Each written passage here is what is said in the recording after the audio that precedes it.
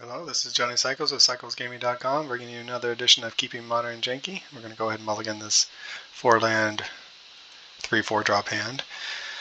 But you can get a sense of what we're looking. Oh, wow. This is the first match we've really gotten unlucky with our opening 7. So this is what we're trying to do. We're looking to put Chandra, Acolyte of Flame, and Oath of Gideon on the battlefield and ultimate some Planeswalkers ahead of schedule, but not with that hand. Alright, now we're down to 1 land. Alright, deck, you're mocking us for our last match of the day. 2 cards on the bottom. Koth. We have 1 land. I just hate to put the bolt down, but alright.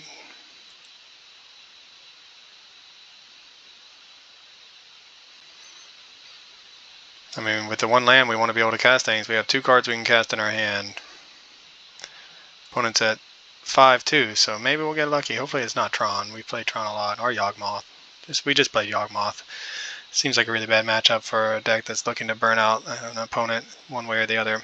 So yeah, keeping modern janky, we are playing Boros, Chandra / Super Friends. Their scam deck. Looking to avoid getting scammed and burn our opponent out. No, we're looking to ultimate our Planeswalkers out of schedule, like I said, via Chandra, Acolyte of Flames, and Oath of Gideon. They both allow us to put loyalty counters on our Planeswalkers in one form or another. So I guess this is why we don't play a tab land. We were in an unknown area, so we are in the dark against our opponent. They'll take our second lightning bolt now. However, they're down to 2 cards. If we can just get lucky enough to draw a land, this lightning helix will answer their grief. And we have a redraw. So maybe that's all the action they have. Land, please. It's now. Oh, so maybe our luck has just changed. The last game that we played against the Yawgmoth, we kept a 1-lander with a lot of burn, and the first draw was a Wall of Omens too, just to mock us. So that would be a reason not to play your land tapped. Although we were in the dark, it could have been too late for nothing. Unfortunately, it would have stopped this from happening. They would have taken the helix, but we wouldn't be hitting for 4. We wouldn't be getting hit for 4. So now what's happened is they can hold up their mana in case they have another one of these spells. Not dead after all, to keep their grief alive through this helix that they know we have. So at least we played Yawgmoth, that's a tier deck. Rakdos Scam is still a tier deck, so I'm glad we're getting to play some tier. We played some really fun combo. Oh, another helix. We played some really fun combo decks that I'm happy to show on my YouTube channel for y'all to watch. But it's also nice to test these decks against what you're going to run into in a league to get a sense for their, how they're going to compete. I think we should be able to compete with the Rakdos deck, but Yawgmoth felt real bad. Too much life gain. Alright, well, we might just not get to play Magic this game because we kept a 1-lander. Opponent went to 5-2, but had their sneaky combo. Not so sneaky anymore. And some of their best cards. And there's the lightning bolt. Hey! Watch out now. I feel like I've lived this life before. In fact, I'm almost certain that I've been in this position where I've missed land. They get in with grief. They tap down for a Fable. We draw a lightning bolt, kill their grief, and then we still lose. However, there is a world in which we can come back, assuming our opponent does not find anything good off this Fable. But based on how they've played, I mean, they did mull to 5. But based on how they've drawn since, I'd imagine this is just keep the 2 in my hand. They're the best cards I choose. Yep, they chose not to use it. Shocker. Like I said, these 2 cards are fine to punish my opponent who's on 1 land. I'm assuming it's either another grief or it's a Shieldred. And they don't even need to.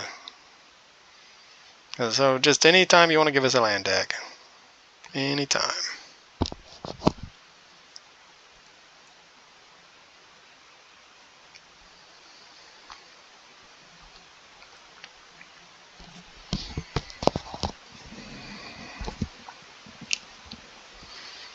Another Fable? Sure, why not? Oh my gosh. Alright. Well, so now that our opponent is totally empty-handed, we draw the Esper Sentinel. Granted, they'll surely draw something to interact with us, but we're down to 5. And they're going to be getting another creature. So yeah, this game, too many missed land draws. It's turn 5, we haven't drawn a land. So we kept a risky keep, I guess. It was a 1-lander. We played 23 lands, and we had a handful of 1-draw. Or we had to mull to 5. That was the previous match where we kept a 1-lander with a bunch of 1. Anyway, we had to mull to 5. Better than going to 4. We have 23 lands in our deck, so the chances of us whiffing on land are not that great. And we had a lot of interaction in our 5-card hand. 2 Lightning Bolt, a Lightning Helix, Wall of Omens. So yeah, 1 land and we would have been off to the races. We probably still would have lost though. And the Shieldred just for the rub-ins. Yeah, I mean, sometimes your opponent draws like this on their mull to 5. Grief, not dead after all, into Fable of the Mirror Breaker, Shieldred. I mean, this, yeah, that's alright. We'll get him on the next one. Still no lands. Wow. So that would have been, what, turn 8 before we drew a land? Sometimes your deck does you like that, though. Alright, well, we don't have any real plan against what our opponent's trying to do other than hopefully they don't play a Shieldred too much. And Chandra, Torch of Defiance doesn't kill Shieldred. It does kill a Yawgmoth. Maybe we should have left it in against Yawgmoth.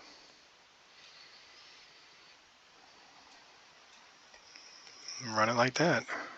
Hopefully now don't have to mull to 5 and draw our lands on time. That'd be a good start for how to beat Rakdos Scam. Ways to beat Rakdos Scam. Don't mull to 5 and don't get stuck on 1 land the whole time. You hear that, deck?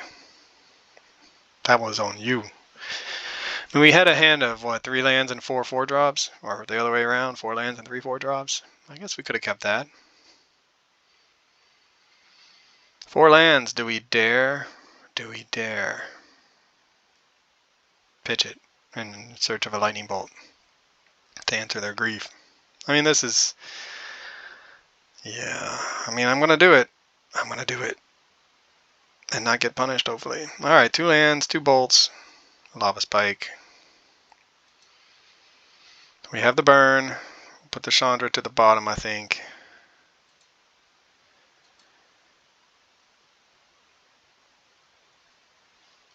Did they just keep a natural 7? No, they went to 6. Alright. Well, let's see what they get. If they have their grief shenanigans going. At least we have an answer this time. At least we have the answer. But the problem with grief shenanigans is that answering grief takes away our resources. We have 13 points of burn right now. So having to use a lightning bolt to take out a grief, which is one I guess they must have one in their hand because they put one in the graveyard. Hey, Elegant Parlor is finally doing something for us. Wall of Omens. Do we want a Wall of Omens or do we want more burn? It is a redraw. I think we're going to just rather draw anything else at this point.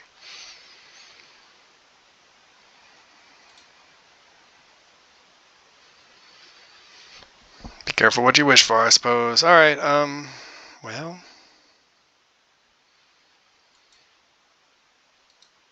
Let's get the party started. Lava Spike.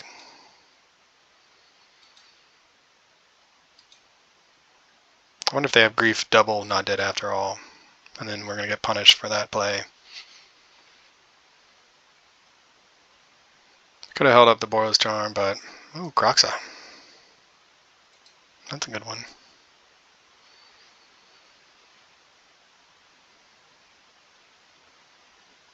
I think that's probably a one-of in the Rakdos Scam decks. Discard this land. Even though we'll lose some life, that's okay. We have 10 points of burn. They're at 17. So we have a ways to go.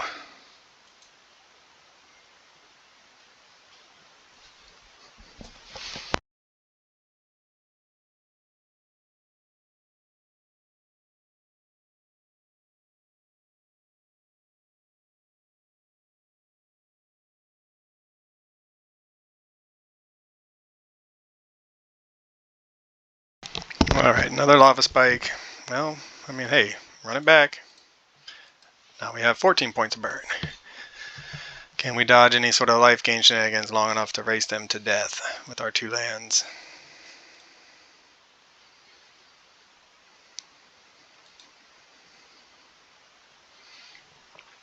I guess they didn't have their combo for grief, otherwise they would have drawn it. Because they didn't cast it last turn, or they're saving it. We'll see. Lots of ifs here. There's the grief.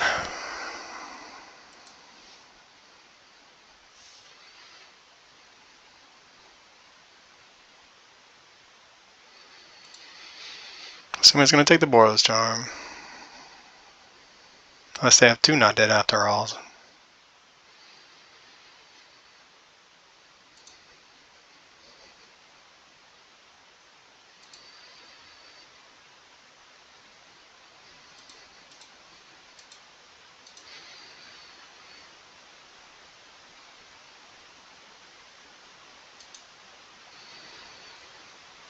Alright.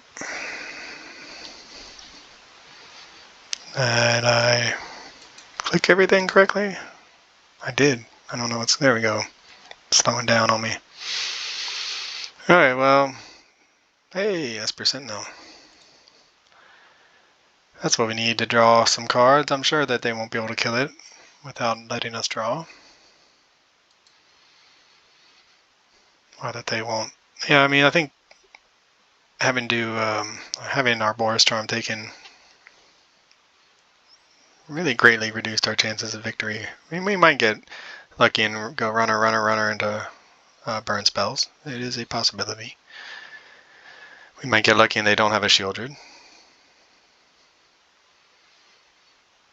They're getting close to this Croxa though. And now they'll pay to keep us from drawing. Alright, so it looks like they brought in some creature removal, not realizing what we were up to so much. Makes sense. Yep. I mean, now that and we're so low on resources, we're due to draw lands, but we also need to go ahead and tap down to have a chance to and bolt them at the end of turn, in case we draw like a Helix or a Boros Charm that we can then hold up.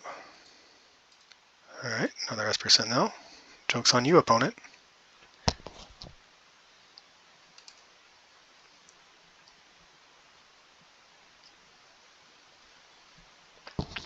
I mean, a Shieldred and it's basically scoop time.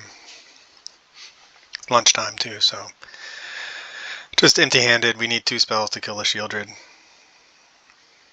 It's going to gain them 4 life.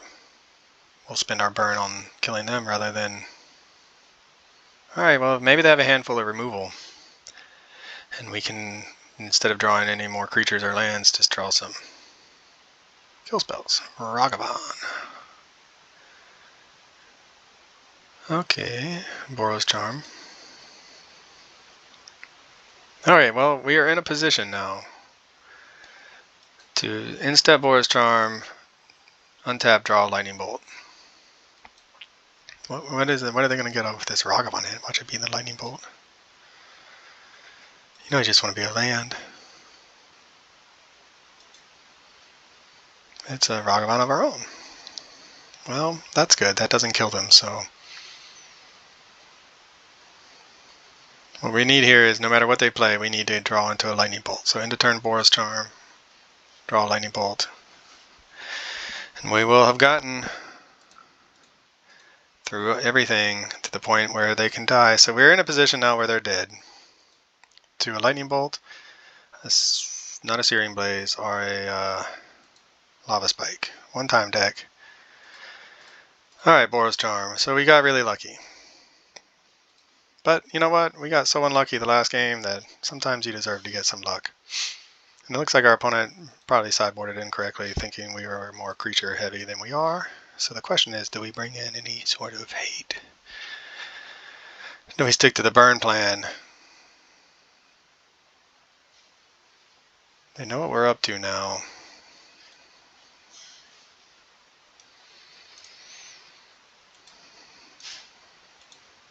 Why don't we, now that the jig is up, why don't we go ahead and take out our transformational sideboard and see if we can't win fairly by making our land drops too. We could still bring in the wear tears in case they have something like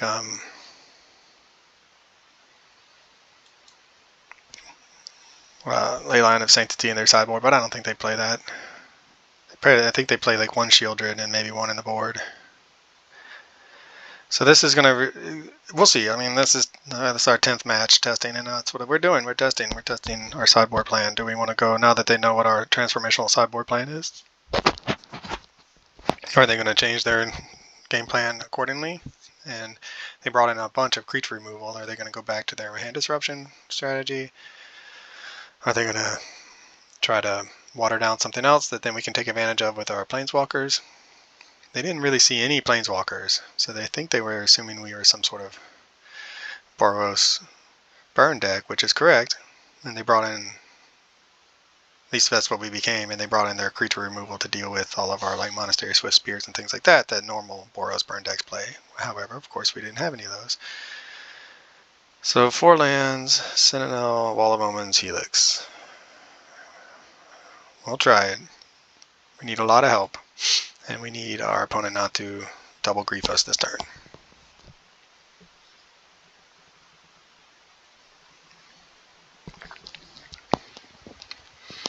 It's going to be a double grief for Ragavan. Looks like a double grief. So bye-bye Sentinel, bye-bye Helix, bye-bye game and match. Well, I mean, there's not much we have in our sideboard plan to combat this, especially on the draw. We don't have any way to lightning bolt the grief in response. So they went to 5 to find this combo piece, so they're going to take the Helix. Maybe we'll get lucky and draw a lightning bolt. Last game, the first game they went to 5 and then they just drew hot fire and curved out essentially as if they had actually kept 7. So we'll see if they get that lucky again.